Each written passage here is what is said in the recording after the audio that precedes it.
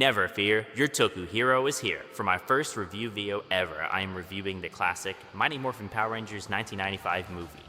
Mighty Morphin Power Rangers has always been special since its debut in 1993. So I feel it is a great nostalgic no-brainer to have my debut review be about this movie in particular. So let's get started. I'm showing my thoughts on it. So the stories and theme, that's what we're gonna go with first. Alright, so let's focus on the plot. The story was well-paced, fun, eye-catching, and there's never a dull moment. I'll give it a full 20 points. The theme being an American tokusatsu was definitely still prominent for sure. Full 10 points. The dialogue was great at times and awful during others. Honestly, some of the worst dialogue was given to Kimberly specifically, for some reason. 5 points for being mid at writing dialogue.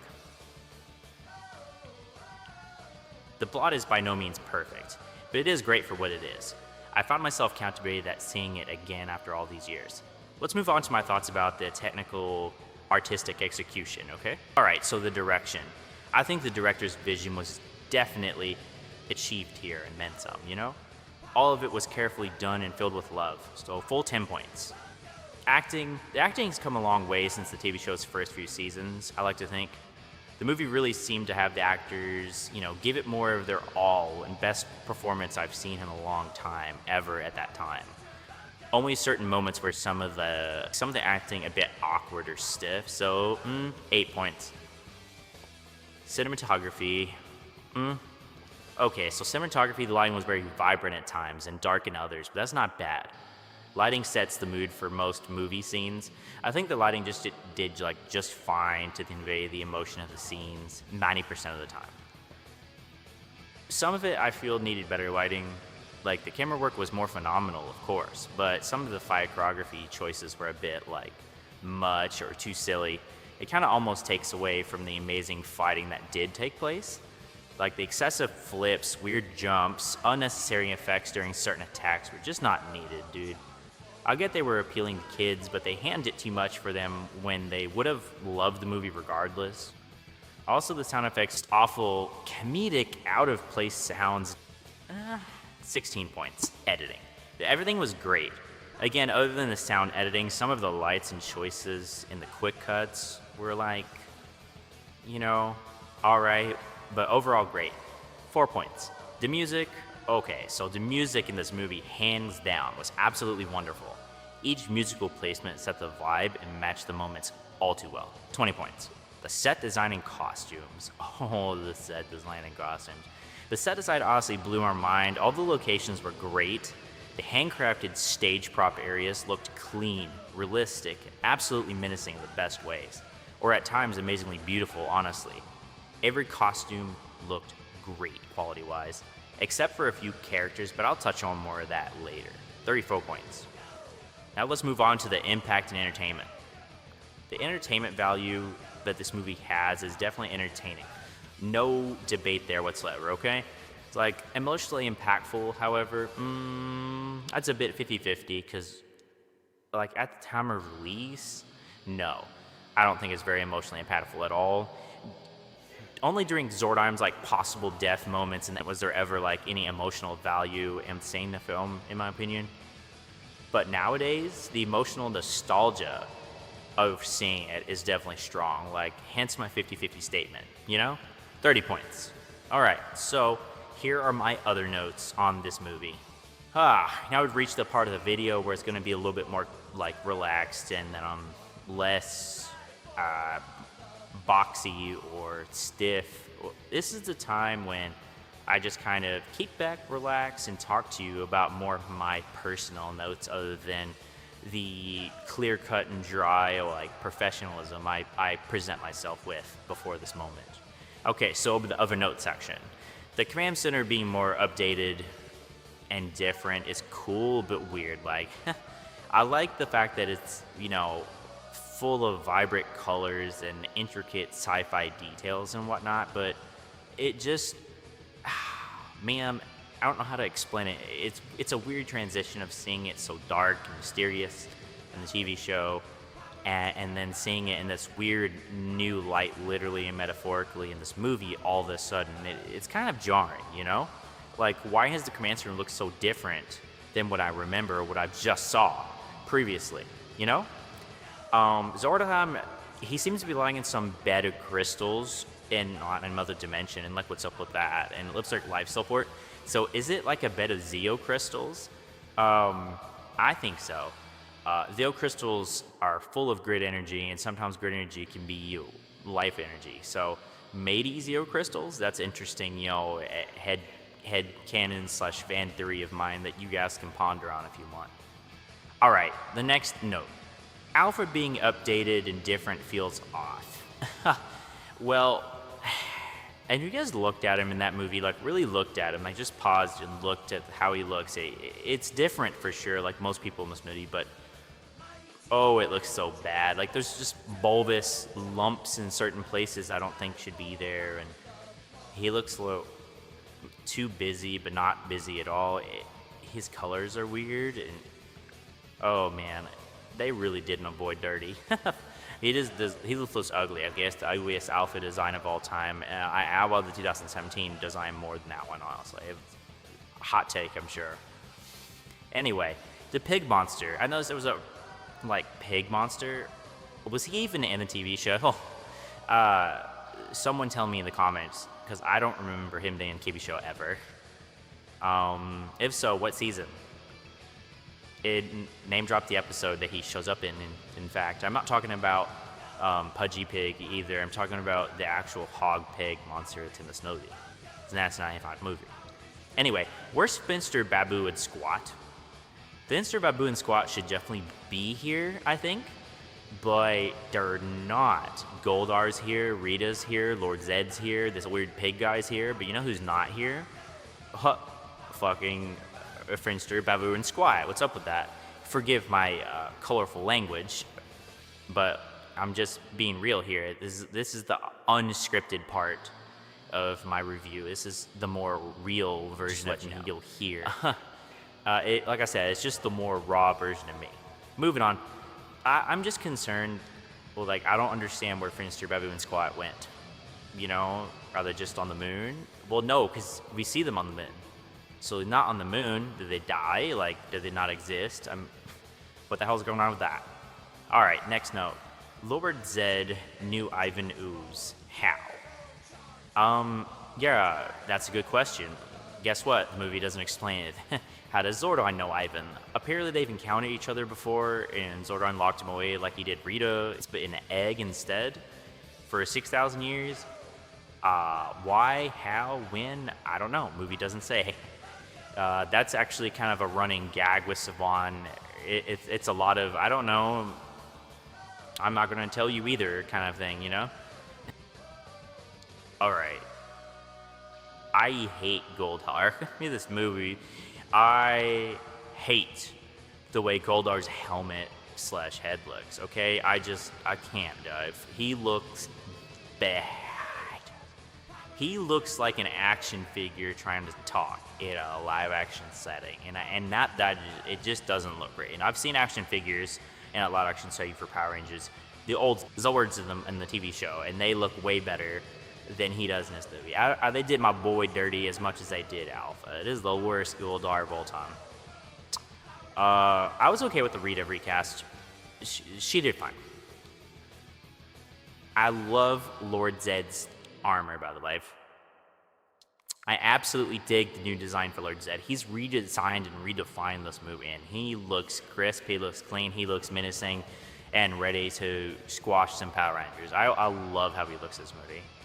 Too bad he's mostly comedy relief. And nothing compared to Ivan Ooze. His magic with his snap didn't do shit to Ivan. It tickled him, in fact. But that's besides the point. Yeah. So Ivan Ooze claimed he had the best army in the known universe before he got locked away. Doesn't that kind of belong to Master Vile? Or does Master Vile also just not exist in this universe? What's going on, What's up with this? Moving on. Kimberly's dialogue sucks. Oh my god. Most of the time, Kimberly's dialogue is the most cheesiest and shittiest dialogue in this movie. I hate to say it, but it's true. What the fuck? She says the stupidest shit. Like everyone else will say the coolest stuff or the funniest stuff, but in a good way, or like, you know, something that makes sense. And then Kimberly will just say something out of pocket that just feels like, Wyatt, bitch, go home. Like, stop it. Just stop it. You look pretty and show up. I know that's that. I'm so sorry, Amy Jo, but why did they make you say your things most of the time? Oh, you were given such a horrible script, girl. Out of everybody else, yeah, yours was the worst. When did the Rangers get this upgraded armor? That's the question, because you see, like, they seem very familiar with their extra built-in functions, like Rocky's interesting eye mask HUD for his helmet, or Aisha's like lights for her like eyes on the helmet. It seems like they've been using these powers for a long time, these extra functions we've never seen before. Almost like they just know second nature how to do it, like in that you've been in these suits for a long time. So have these just been the way the suits have been in this universe entirely, and it is definitely another universe separate from the TV show, or did they eventually upgrade to these in a splintered version of the TV show and we just never saw it happen? Like, is this the version of their metallic armor? Like, what's going on with that? What's going on with that, guys? Like, why? Is it explained in the movie? Hell no. No. Beta's acting like it's always been Eller. It's strange. Also, their coin envelopes being on their chest, like some of the old comics, was pretty cool. But having back diamonds on each shoulder blade on their back of their body or torso is weird. It looks off and weird. And having the only one diamond in the front is kind of cool, I guess. But I feel like they should just put the other two diamonds back on the ribs where they go. There's a really weird choice to put them on the back directly. Did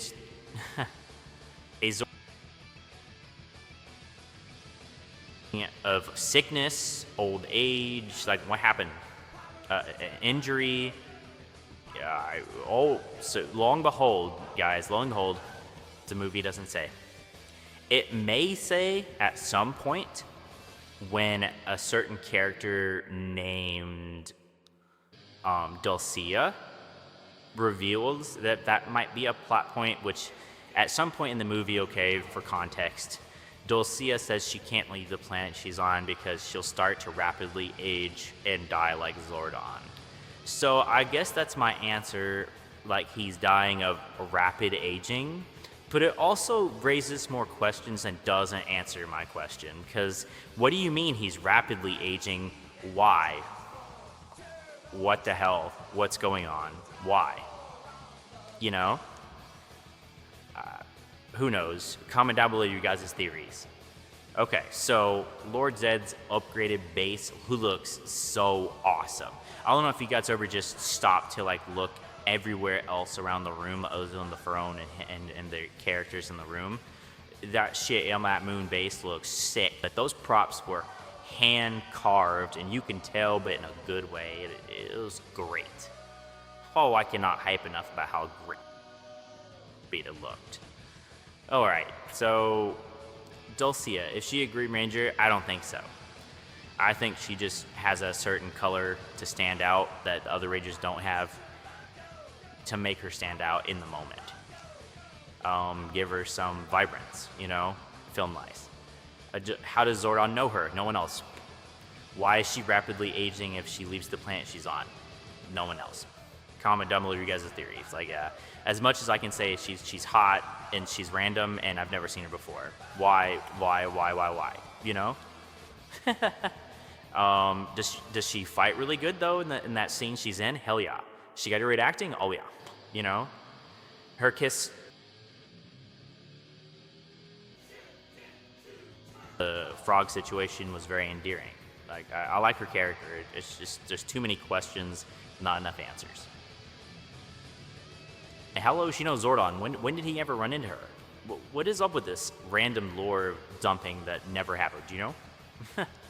The animal spirit concept is unyieldingly accurate.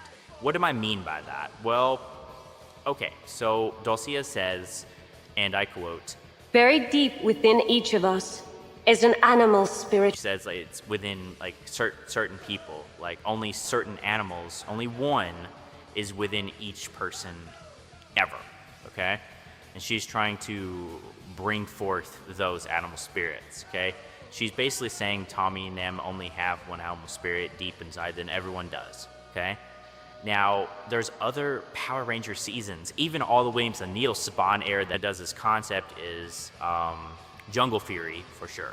The inner, animal spirit, the Beast Unleashed. Hey, go! Jungle Beast! Spirit Unleashed! Yo! Yeah. We're the Power Rangers, Jungle Fury! It's touched upon in Power Rangers Megaforce. Whenever fierce and strong. You have the spirit of the snake.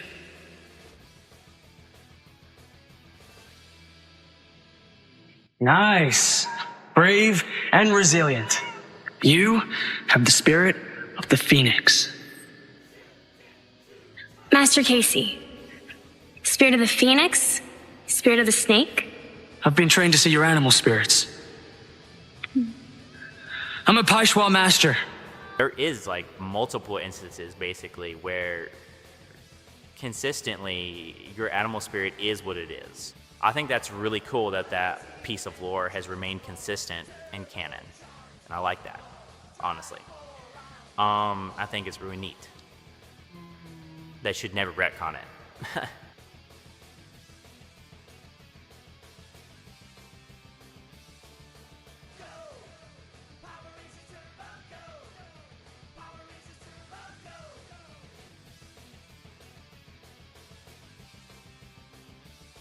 The regular ones without like being Rangerfied look awesome.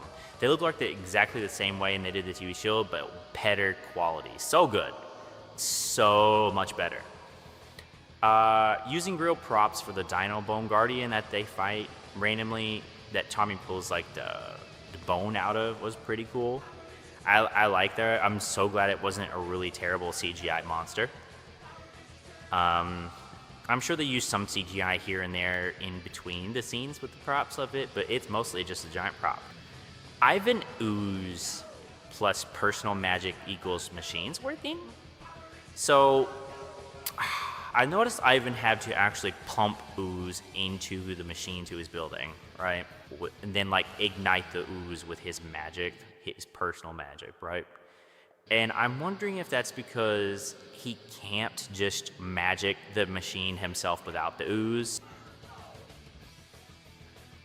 My theory is the ooze acts as like a fuel accelerant, so whenever he like hits it with his magic, it ignites and gives power to the machine indefinitely. Like at that moment, whenever the ooze becomes a conductor of his of electrical magic, it never stops running, unless the ooze gets drained out, right? Like you got a combustible fluid made of you that functions as like a life source of sorts, like blood almost, but it needs like an accelerant.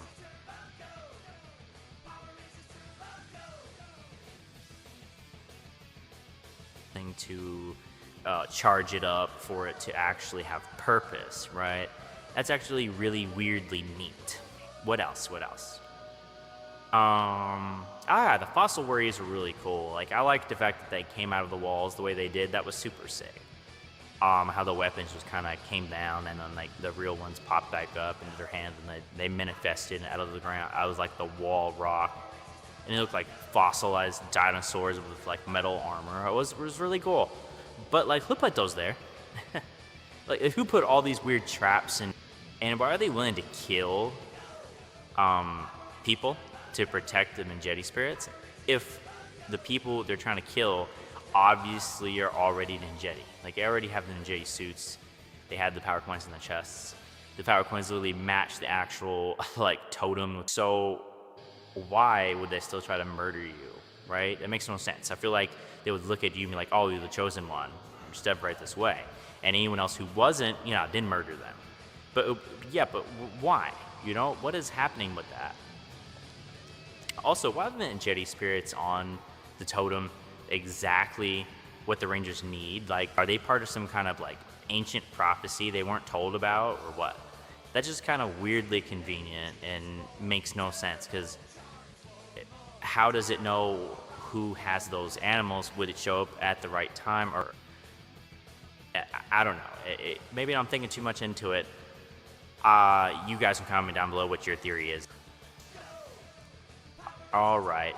Kimberly and Rocky's helmets are the ones that are weirdly boxy. I won't get why their helmets are weirdly mushed in a way. It told me their helmets too. Everyone else's helmets look clean. I just found that kind of funny. The Ninja Zords really suck, and they're horrible CGI. Like, you did props for every aspect of this movie. The outfits are immaculate, the stages are immaculate, the props on everything else is immaculate, the props of the other monsters are immaculate. Well, what would happen there, guys? Because I know they spent way more money on CGI. They should have just went the Zord prop route. Honestly, the CGI was very unnecessary. Bulk and Skull are at a kids' ooze party, by the way. But there's not really any other adults or older teens there, so why are Bulk and Skull hanging out with these children while they're playing with this ooze? Like, okay, I get Bulk and Skull are supposed to be part of the youth and are technically, I guess, supposed to be teenagers, alright? But when you stand them next to actually kids, in this moment, they don't look like teenagers, they look like adults hanging out with children. Are they that bad of losers that they have to hang around children because they can't hang out anywhere else? Or what is going on with that? I saw some tall people that may be teens, but they still look younger than Bulk and Skull, so I feel like that was early poor choice, unless we're just hamming down how much pathetic they are, you know?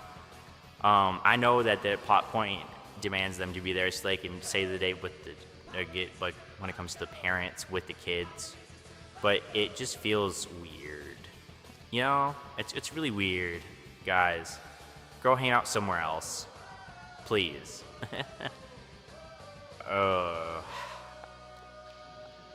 The Rangers have weird open vents in the lower back of their head on their helmets, by the way. I noticed this when we were in the cockpit fight scenes at some point. I paused and I saw it because I had to read. I'm pausing in. I'm like, what is that? Why? Because like my mouth is like in the front, not in the back of my head. Anyway, Ivan Ooze acts like Freddy Krueger at times and looks like him at times, especially in the face. And then whenever he's like, it's like, I am the nightmare, or whenever, or he says your nightmare, or when he like stretches himself like into a ooze, like string glob to go into his machine, he definitely looks like Freddy Krueger. Pause that moment when he zooms in on his like goo face. Looks like Freddy fucking Krueger. He's also in this film created his own metaphorical children like Perfect Cell and Dragon Ball Z, using his own bodily ooze almost instantly. So if Esna has the most Majin Buu, Cell, Dragon Ball-esque power, I don't know what his, man.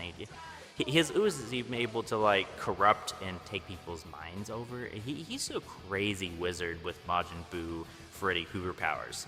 Just saying. Wild to me. A wild concept, but not bad. Really cool. I just wanted to put like into perspective like the comparisons I noticed to certain other things that are really fun and interesting. He's like a hodgepodge of a lot of cool villains throughout, you know, different franchises. The kids hijack a train. I don't know if I just like missed that part of the movie or if it just never explained it. That out of nowhere, the kids in Bulk and Skull were in a rail car train going at high speeds to the location where their parents are gonna jump off a cliff and unalive themselves because Ivan Ooze told them to at the factory. He just didn't want them anymore. They did what they were supposed to, and I would just go unalive yourself off the cliff. Why are we letting kids hijack a train? Tommy literally goes, "Yeah, go on, kids," and does nothing. I feel like they definitely shouldn't have figured out how to pilot that. Bulk and Skull couldn't even barely drive a bus, let alone drive a rail car train, a bullet train even at that. It's a bullet train, guys. And the kids are the ones piloting, and they probably don't know what the hell they're doing. That thing more likely would have derailed, but I guess plot armor. The Rangers look like they don't fit helmet-wise on the sides of them from time to time. Like, there's really huge seam gaps where it looks like their helmet's struggling to actually hold itself together on their heads. Like, you can see it when they're in the Megazord very, very, very, very often. You just gotta pause it at the right time. Like, what was up with that? It only happened, I think, to Aisha's helmet and Tommy's. I didn't see it happen to anyone else's. Okay. Great Tengu Warriors, if he already created his own original henchman previously. Like, it just felt kind of weird, because he already had his own kind of henchman. Why do you need the Tengu all of a sudden? The Tengu were dumber than his children henchmen, and they weren't as strong. They miserably sucked at their job, while the children henchmen actually put up a good fight, and the Rangers were struggling to defeat them, so they morphed. So I just don't get why he used them. My last note is Gold Ranger Fred Kelman. I think it's really cool that Fred Kelman dropped that he wanted to be the Gold Mighty Morphin Power Ranger, and I'm really sad that they never touched upon that or made a sequel where Fred Kelman did become a Ranger one day. You know, even as a kid Ranger, I think that would have been sick. But here Fred Kelman should have been in the one in Turbo. So instead of Justin, right? What if there was a world where Fred Kelman was the kid who showed up that Tommy and them already knew and approved of being around, that ended up being a Power Ranger in Power Rangers Turbo? That replaced Rocky. That would have been more impactful, I think, you know? Instead of just having random Justin as a kid Ranger. I'm just saying. Yeah, Fred Kelman being a Gold Ranger is a really cool concept I'm going to explore in a fan film one day. It's been pretty sick, just saying. Comment down below if you guys want to audition for that one day, if I ever do it, alright? Maybe it'll inspire me to get it done quicker. Alright, so we are done with the notes portion. Now for the more slightly professional, slightly not aspect of what do I think of this movie. Okay, so my total points on whether or not I feel this dog shit, kinda bad, made pretty good, or sensationally timeless. I give this score from 0 to 200, my total score for this movie, racked up all together, is 157. Giving it my personal opinion of being pretty good. It barely inches its way into the pretty good area, escaping the fate of being mid. Now let's see what professional critics said about the movie.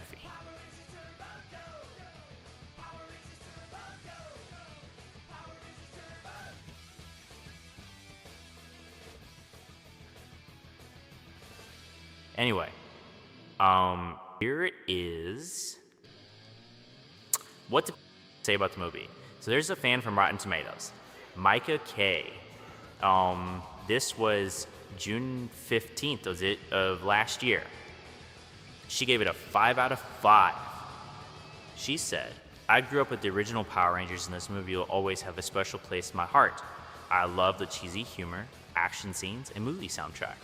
It just stings that Ivan Ooze was never made. Talk about a missed opportunity. I recommend this film to any Power Ranger fan. Well said, Micah. Well said. And shout out to you.